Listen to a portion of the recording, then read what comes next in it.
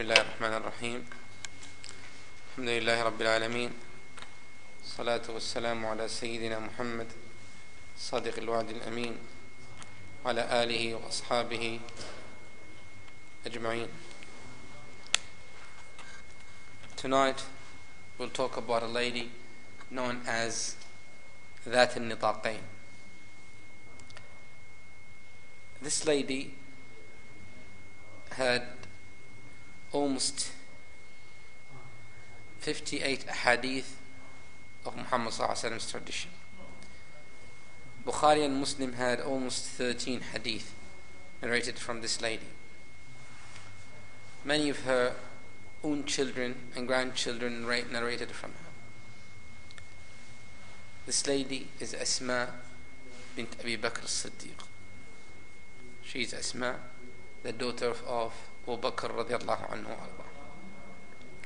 Now, before we start talking about this lady, greatness in Islam does not differentiate between a woman and a man in their actions towards Allah subhanahu wa ta'ala. A lot of people would talk, especially of those days, about women in Islam and their role. Well, in a hadith narrated, Asma bint Yazid al-Ansariya came to Muhammad sallallahu alayhi wa sallam and she said, I am the leader of the delegation of ladies to you. Because men, Allah subhanahu wa ta'ala gave them many virtues. One of them is to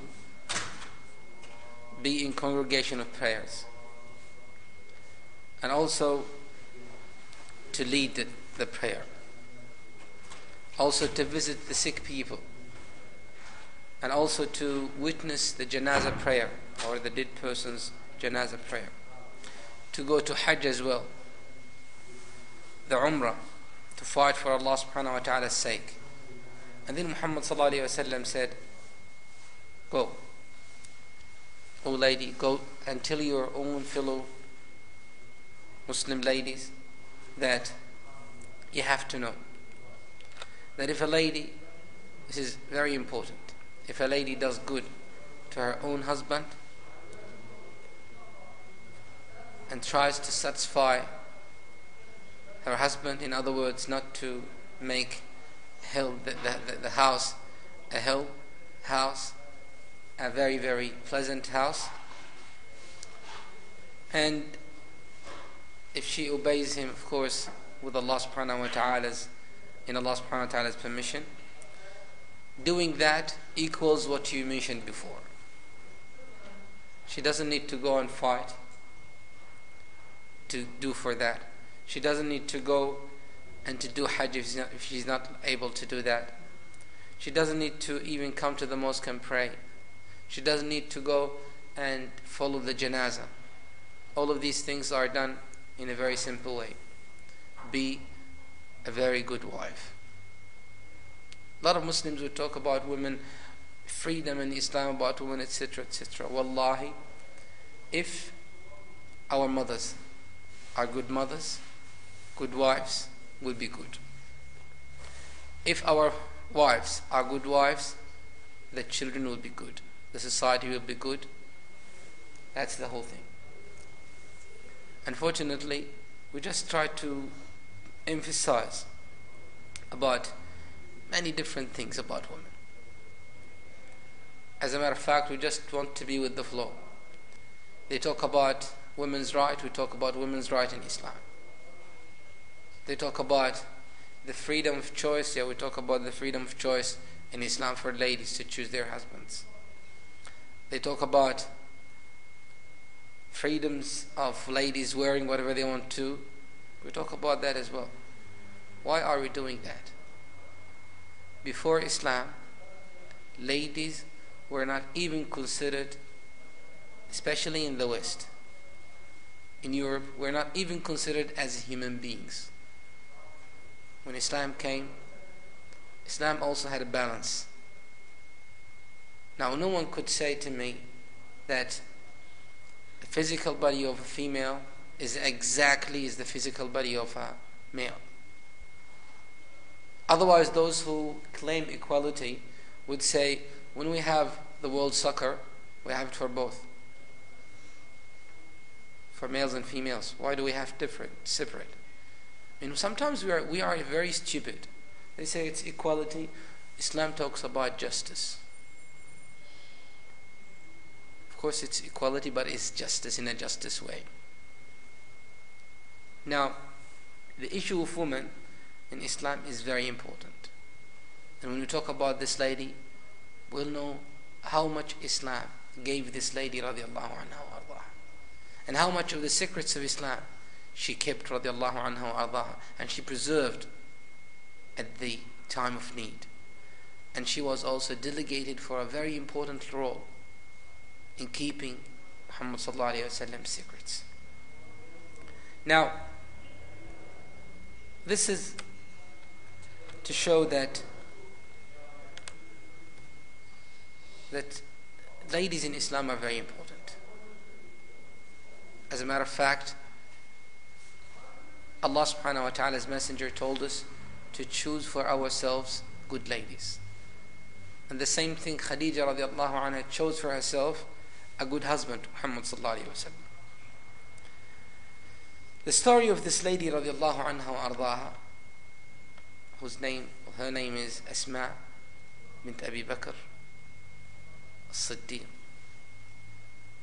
She is well-known lady because of whom? Because she is the daughter of Abu Bakr radiallahu anhu wa ardaha. And she is also a very well-known lady because of her husband. Muhammad sallallahu alayhi wa sallam said about him, he's the disciple of Muhammad sallallahu alayhi wa sallam, Az-Zubayr. She's also a very well-known lady because of her son, Abdullah ibn Zubayr, the first baby born in Islam. Now, we mentioned those things, but we have to mention something about her radiallahu anha. Of course, her sister is Aisha radiallahu anha, the mother of the believers. Now, Aisha and Asma are from different mothers. They're not from the same mother. Aisha's mother is Asma bint Umais. The mother of Asma radiallahu anha wa ardaha, Qatila bint Abdul Uzza. They have different mothers. Now, who is older than the other one? Aisha radiallahu anha or Asma? Well, Asma was born before Aisha. She's older, 10 years older than Aisha radiallahu anha wa ardaha. As a matter of fact, when Islam came, she was almost 14 years old. Now, so this lady, her father, her also grandfather, her son, all of them are believers. And by the way, when we talk about this lady radiallahu anha wa ardaha, of this good lineage, the descendant of Quraysh, of Abu Bakr radiallahu anhu wa ardaha, some people would say, well, I am from so and so. No. Your lineage is nothing if you're not a Muslim or not a believer. No one of us could claim that our lineage and our family is greater than Muhammad sallallahu alaihi wasallam's family. No one could say that. And no one could say in matters related to that about Abu Lahab, who is Muhammad sallallahu alaihi wasallam's uncle. But he is destined to hellfire. His relationship with Muhammad sallallahu alaihi wasallam did not help him because he's not a believer. That's why Muhammad sallallahu alaihi wasallam said in a hadith, whoever his own actions did not make him reach the level that he is in, his family lineage, his offsprings, his tribe will not give him that. And Muhammad sallallahu alaihi wasallam, in a hadith narrated by Bukhari and Muslim, he said one day when he gathered all of his family from Quraysh, he started gathering them. Come to me. And he started calling his family, the tribe of Quraysh, by name. And then he specified, radiallahu anhu wa arda, he said, Ya Abbas, my uncle, I will not do anything to you if you don't become a believer. That's his uncle. You can't do anything to him if he's not a believer. And then he said Safiya, his auntie. very close. He said, I won't do anything to you if you're not a believer. And then he said about his own daughter, Fatima, I can't do anything to you if you're not a believer. The true Islam is not by your offspring, it's by your own belief. That is why Suhaib, Salman, Bilal, we know about them. Not because they are from such and such tribe, but because they are true believers of Allah subhanahu wa ta'ala. Muhammad sallallahu alayhi wa sallam said in a hadith narrated by Anas bin Malik, narrated by Tirmidhi, he said, maybe a man or a woman who's the dust on their face and no one would be daring to look at them, the way they look, the way they dress themselves. But if this person would say anything and ask Allah subhanahu wa ta'ala anything and vow Allah subhanahu wa ta'ala will do something, Allah will do it. This is a very, very deep issue amongst Muslims. This is from Pakistan, where they see themselves better than those who are, for example, from such and such country. India. Those who are from the Arabs will say, we are Arabs. From the Middle East, from Egypt, Iran, Iraq, etc., etc. We start to praise ourselves, where do we belong to? And we forget that our belonging is to Allah subhanahu wa ta'ala and Islam. As we mentioned about Salman radiallahu anhu arda, he said, I am Salman, the son of Islam. The same thing about us. If we say we are the sons of such and such, now what do you do is what counts. This lady radiallahu anha ardaha embraced Islam when she was 14. Now, her father, of course, was the cause of her Islam, radiallahu anha ardaha, and also the cause of her own husband's Islam, by the way, Abu Bakr radiallahu anhu ardaha. When she became Muslim, she was counted as number 18 in Islam to become a Muslim.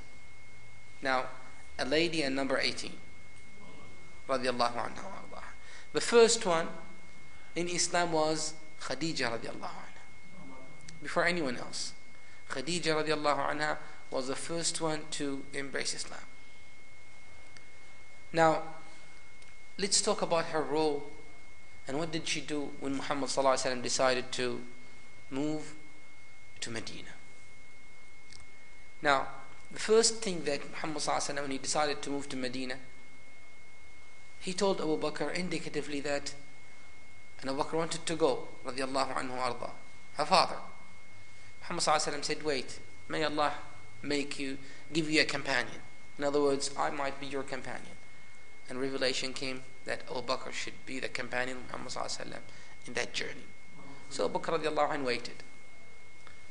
At the midday of the 27th of Safar, at the 13th year of the Bi'thah of Muhammad sallallahu alaihi wasallam, that means after 13 years of Muhammad sallallahu alaihi wasallam's prophethood, Muhammad sallallahu alaihi wasallam came to Abu Bakr radiallahu anhu at midday, at a time where Muhammad sallallahu alaihi wasallam, this is not usual that Muhammad sallallahu alaihi wasallam comes at that time.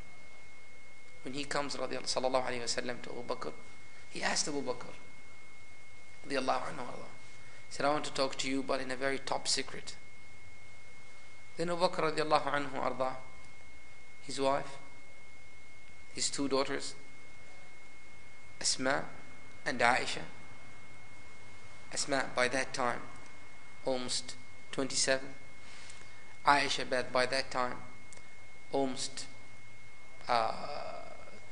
Asma, sorry, by that time, or it's almost 24, 27, and Aisha radiallahu anha was almost 6, 7. Then Abu Bakr radiallahu anhu said to Muhammad, yes, you can talk. He said, there is no one? He said, no, this is only your family. Now how can you trust 6 years old, 7 years old, and also another lady who's married to someone with a top secret in Islam? What is this secret? Muhammad sallallahu alaihi wasallam is telling Abu Bakr radiallahu anhu arda that the revelation came to him that they will be leaving today. They will be leaving tonight. Now, Asma was given the secret. Radiallahu anhu arda. And she kept that secret. We'll learn now. Abu Bakr radiallahu anhu arda and Muhammad sallallahu alaihi wasallam, after Maghrib, they left. The father of Abu Bakr, the next morning, came. Abu Quhafa. He wasn't a Muslim at that point of time. And when he came, said to Asma, Asma is the eldest. He said to Asma, what your father left for you? Asma radiallahu anha ardaha. She said, he left for us many things. She said, 5,000, 6,000. She said, all of his money, Abu Bakr radiallahu anhu took it with him in the journey. He left nothing for them. He left only Allah subhanahu wa ta'ala for them. And if you leave something to Allah subhanahu wa ta'ala, Allah will not make that lost. Now, Abu Bakr radiallahu anhu's daughter, Asma, when she was approached by her grandfather, and he was blind. And then he said, what have your father left for you? She said, plenty of things. And he said, show me. And she said, when he said, show me, she said, I gathered stones, put them in a bag, and made them appear to be gold. And then I said to him, come, this is this pile of money he left for us. He started touching it. And he said, if he left this, that's too much. And she said, of course the father left. Now after that, what happened? She's pregnant, by the way, at that point of time. 7 months pregnant. With Abdullah, the son of Abu Zubayr. Now, at that point of time, Abu Jahl came. He knew the relationship between Abu Bakr and Muhammad sallallahu alaihi wasallam. Now when he came, he asked her, where is your father? Because if you know the friend, you will know where is the other friend. Just like it's an association. She said, I don't know. And then Abu Jahl slapped her in the face. Blood came from her mouth. Radiallahu anha wa ardaha. And then she said, we don't know where exactly did they go. We know that they will be going to the cave, but which way they are going to it, how many days will be they staying, they don't know. She was given the task. She is now, those who visited the cave of Thawr, it's in a very steep area.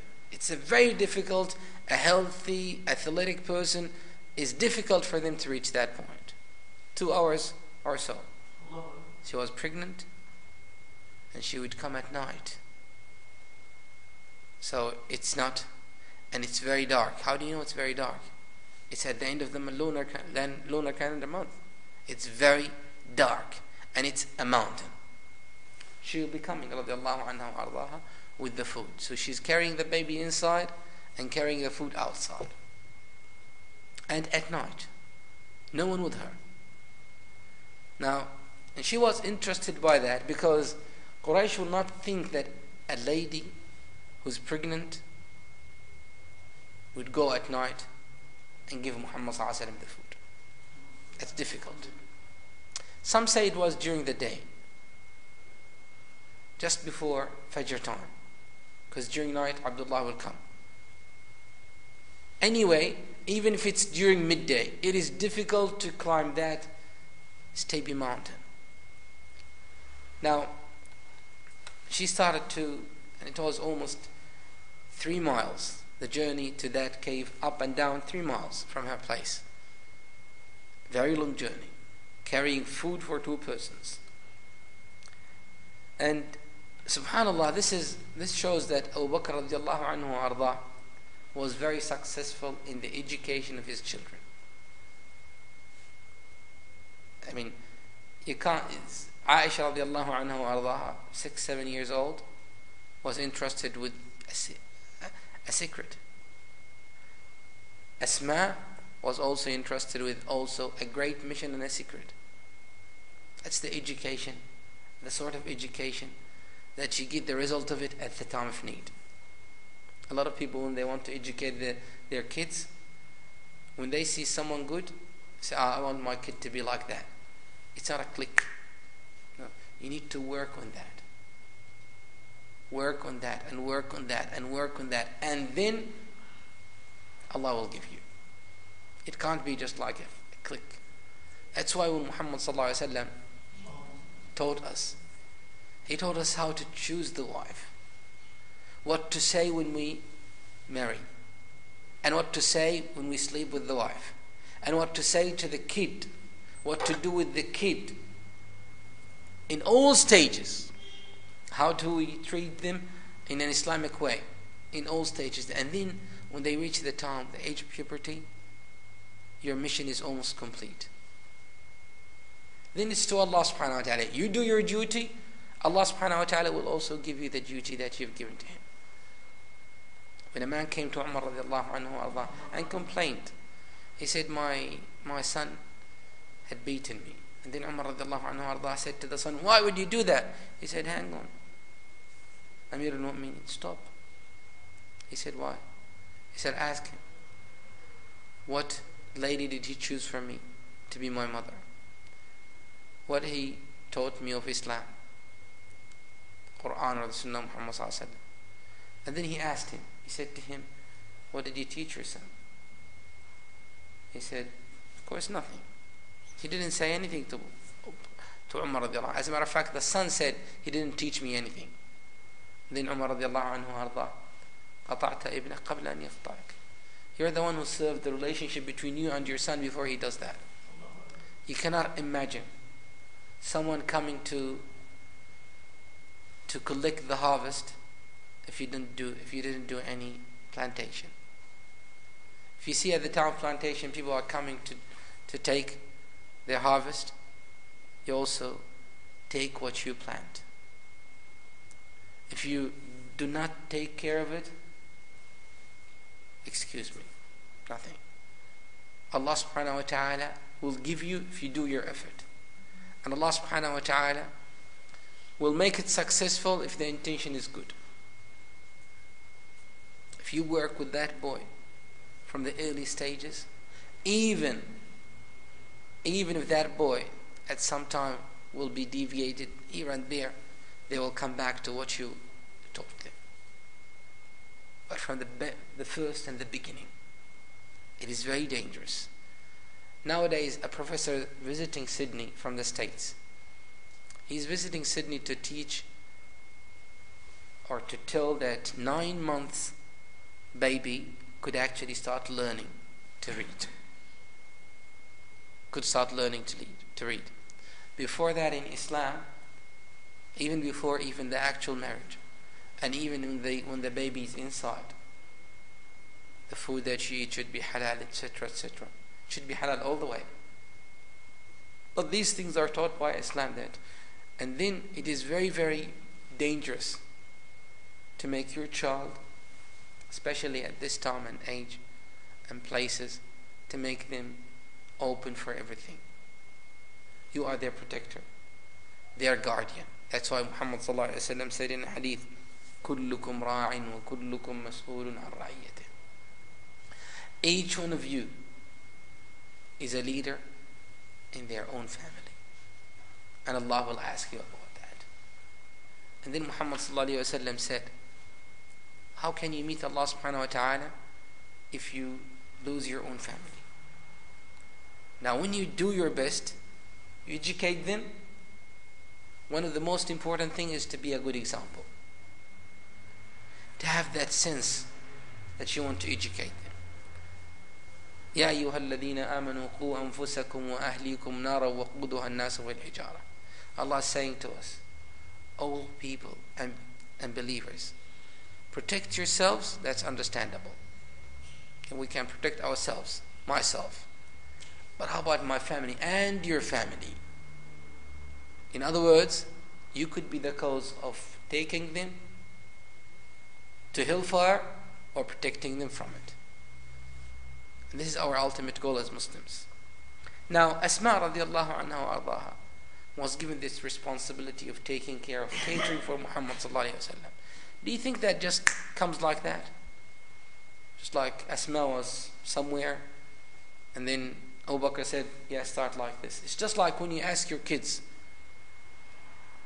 when your guests are coming, your kid is not used to, even if he's 10, 15 years, is not used to respect the guests and give them food or give them drink or give them anything.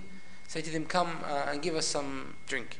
Wallah, I have been to some of the brothers' places. Sometimes I get embarrassed and shy to what the kids, they say to their fathers and parents. They ask them, bring water. Say, no, I'm busy. And he watches TV. This is, of course I get embarrassed. It's very normal because you can't test the person if he didn't do the good thing. It's just like we got a next door mechanic. Can he test the machine before making sure that every particle inside it is there? Of course he wouldn't do that. If everything is falling apart, you can't just go and turn it on. No, you have to make sure that everything. That's why you make sure that everything from the beginning, when you have the choice and when you are capable of doing that, when they proceed to be 10 years old, your responsibility decreases because now they will be asked by Allah subhanahu wa ta'ala and their responsibility increases. But when they are 1 hour, your responsibility is there. Now, Asma radiallahu anha was taking catering for Muhammad sallallahu alayhi wa sallam and Abu Bakr radiallahu anhu.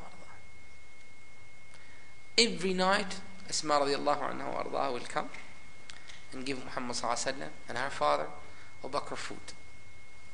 One day, she wanted to carry it, but she couldn't. She needed to tie it.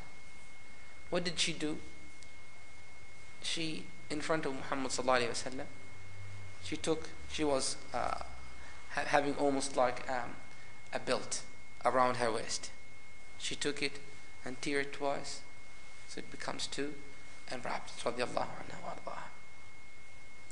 When she did that, Muhammad sallallahu alayhi wa sallam said, Allah subhanahu wa ta'ala will give you 2 of those similar to them in paradise. 2 of those nitaqain in paradise. From that point, she was called that al-nitaqain. Now, this lady radiallahu anha wa ardaha, after doing her mission during the hijrah, then Muhammad sallallahu alaihi wasallam arrived in Medina.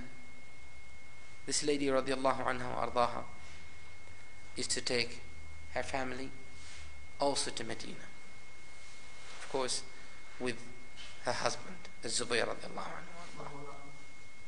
Now they went all the way to Medina.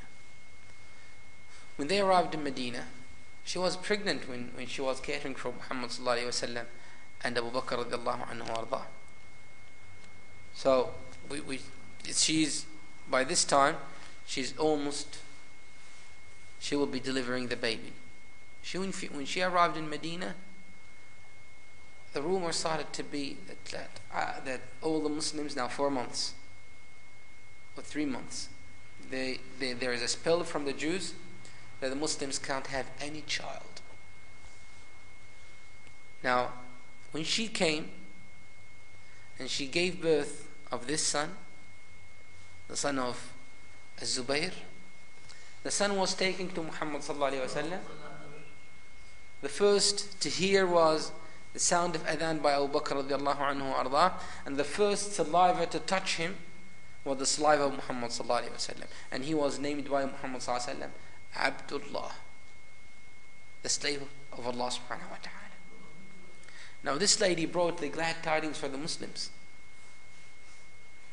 She was catering for Muhammad sallallahu alaihi wasallam, so Muhammad sallallahu alaihi wasallam came there in Medina, and she also brought for them the news that we're not under the spell from the Jews, from the tribes of the Jews in Medina, from the tribes of the Jews in Medina. We're not from that. So now everyone now believes that Muslims could have baby boys. Now this lady was also very tough, radiallahu anha. And after all, you could imagine that a lady who would be in front of Abu Jahl and not saying anything to Abu Jahl, and Abu Jahl was capable of hitting her and beating her and slapping her in the face. She didn't say anything. She was also capable of carrying to Muhammad sallallahu alaihi wasallam the food. This is very, very enormous job to do for a lady of 7 months pregnancy. Now this lady, her mother did not embrace Islam. Now what did she do? She was afraid that it could be not allowed to even mingle with them. She decided to stop any relationship with her family, those who are not Muslims. And she said her own mother brought her many, many gifts, but she did not accept them. And then she said, no, I'll stay till Muhammad sallallahu alaihi wasallam tells me what to. This is true belief, by the way. It's just like you don't do anything if you don't know anything about it till you have the proof that it is allowed or not. And for us to know about this lady, this is expected. This is very expected from a lady who's been brought up by Abu Bakr radiallahu anhu arda from the early stages of life, and then to be a Muslim as well. Now then Muhammad sallallahu alaihi wasallam said, no. When she said to Muhammad sallallahu alaihi wasallam, she's my mother and she tries to be nice to me, should I do the same thing? Then Muhammad sallallahu alaihi wasallam said, yes, do the same thing. And Allah subhanahu wa ta'ala revealed, لا ينهاكم الله عن الذين لم يقاتلكم في الدين. Allah subhanahu wa ta'ala does not prevent you from those who did not fight you in religion and did not drive you away from your houses, to be nice and good to them. She became very nice and good to her own mother, who wasn't a Muslim. And some of the historians say she did become, others say she didn't become. Now this lady also radiallahu anha wa ardaha, her son Abdullah became the Khalifa for about 9 years, as we talked about him. She was helping her son radiallahu anha wa ardaha, not because she wanted him to be Khalifa, but because she found out that this son could be maybe the best man to rule the Muslims. Now she also told her son Abdullah about the hadith that Aisha also narrated, that the Kaaba, that Muhammad sallallahu alaihi wasallam said when he conquered Mecca, that if your family, to Aisha radiallahu anha, if your family are not newly just Muslims, I'll demolish the Kaaba and rebuild it again, and have it with 2 doors, of course including now the semicircle which is known as Hijr Ismail.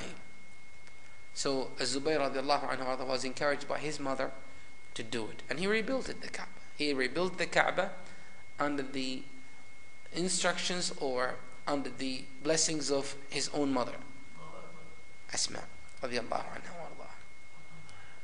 Now in the spending of Allah subhanahu wa ta'ala, she spends a lot. She spends everything. As a matter of fact, Ibn Zubayr said about his own mother, that he said that I haven't seen any ladies like my auntie Aisha and my mother. They just spend anything in their hands for Allah subhanahu wa ta'ala's sake. And he said she doesn't even collect anything. She just spends for Allah subhanahu wa ta'ala's sake. She doesn't even keep anything for tomorrow. She just spends for Allah subhanahu wa ta'ala's sake. After all, her father is whom? Abu Bakr radiallahu anhu arda. So that's not very strange for a lady who's been educated by Abu Bakr radiallahu anhu arda. Mus'ab bin Sa'ad, he said that Umar radiallahu anhu arda, gave the muhajirat, those who came from the ladies from Mecca, from different parts to Medina, Umar radiallahu anhu arda gave them some money. So every year, every month, we'll give them some money radiallahu anhu arda. And amongst them is Asma radiallahu anhu arda. When she's given the money, she just spends them radiallahu anhu arda. The knowledge of this lady is so authentic radiallahu anhu arda. And she was also known as one of the interpreters of dreams. Asma radiallahu anha arda. Her son took that knowledge from her radiallahu anha arda. And of course she narrated many hadith from Muhammad as we said. Now her role in where was this lady when her son got killed by Al-Hajjaj? Now there are many stories that we mentioned when we were talking about Az-Zubayr radiallahu anhu, but we'll mention the part which is related to this lady. Now, before the killing of Abdullah ibn Zubayr, this lady is now almost 100 years old. And the historians say there's no teeth of hers fell down. Full teeth. That was 73 Hijri. And she's almost 100 years of age, blind. Now, this lady radiallahu anha, when her son came to her, and then he said she was a little bit sick, and then he said to her, how do you find yourself? She said, I'm a little bit sick. And then he said to her, jokingly, he said to her, death is actually a good cure. And she said, do you really love that I die? This is of course a conversation between a mother and her own child. And when you have this conversation, you could know the level of relationship between both of them. But no one would say this to their mothers if there's no good relationship between them. They don't joke with each other, etc., etc. But if you joke with them in a way that makes them angry, no. You joke with them that makes them really alive. It just makes them respond to you, make them tease you, and you tease them, but in a very nice, good way. Not in a very severe, mean way, no. Az-Zubayr radiallahu anhu arda, she said, when she said to him, do you really love that? Do you want me to die? He said, no, please don't do that. And she laughed radiallahu anhu arda. And then she said, wallahi, she said, I don't like to die till I see you,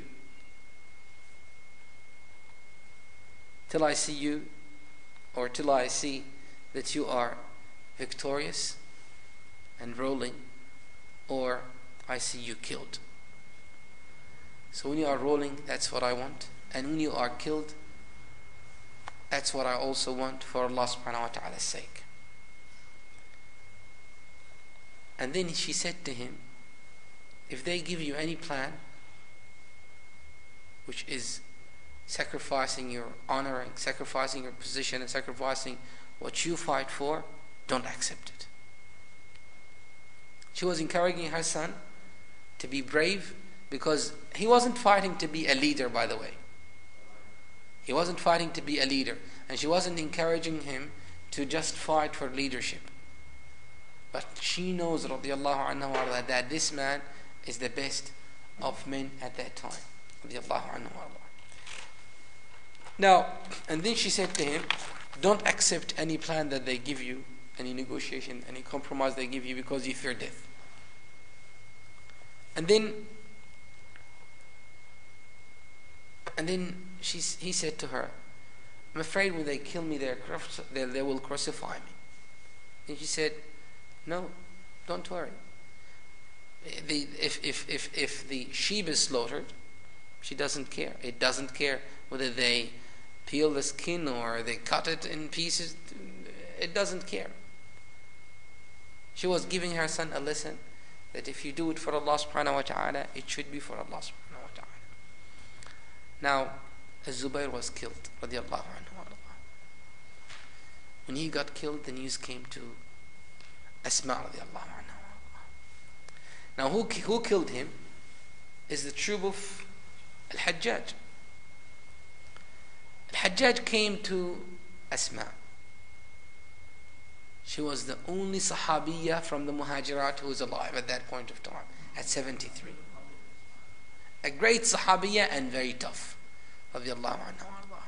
He came to her and said to her, Ya Ummah, my mother, Amir al-Mu'mineen, recommended me to be very good and very nice to you. Do you need anything? Then she said, I'm not your mother. And by the way, this is a very decent and respectable way when you say to someone who's old, mother, even if she's not your mother. Or any respectable way. Mom, do you need anything? Mother, do you need anything? Father, akh, brother, or any of these sorts of things, which is a sign of respect. Although Al-Hajjaj was a very tolerant person, but he knew Asma radiallahu anha. Now when he said that, she said, I don't need anything from you, and I'm not your mom.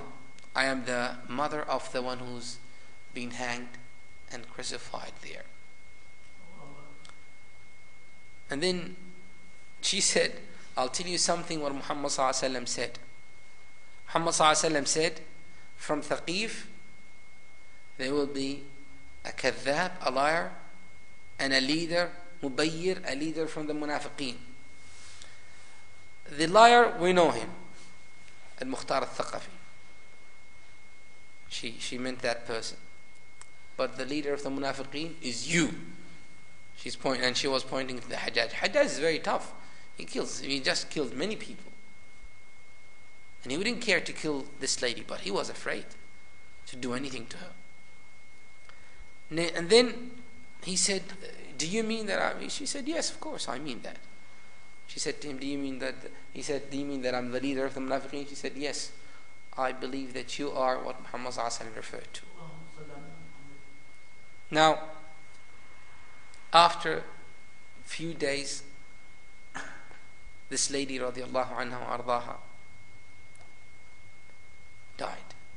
But before her death, she had this hope that she wanted to bury her own son radiallahu anha wa ardaha, and also to take care of his janazah. After a few days, the janazah of Az-Zubayr came. She took care of her radiallahu anha wa ardaha. She buried him radiallahu anhu wa ardaha. Of course, many of the Muslims also led prayer on him radiallahu anhu wa ardaha, prayed on him. After that, she radiallahu anha wa ardaha died at the age of 100. This lady also had many children. One of the parts that happened during the course of her life is that she was divorced, or she is divorced by Az-Zubayr, her husband. The story of the divorce is very, very strange, by the way. The Zubayr one day was talking to his own wife, Asma, and he said something. Abdullah, his son, was outside, and then Abdullah wanted to come in, and he said to his son, Zubayr said to his son, don't come. If you come, your mother is divorced. Then he came.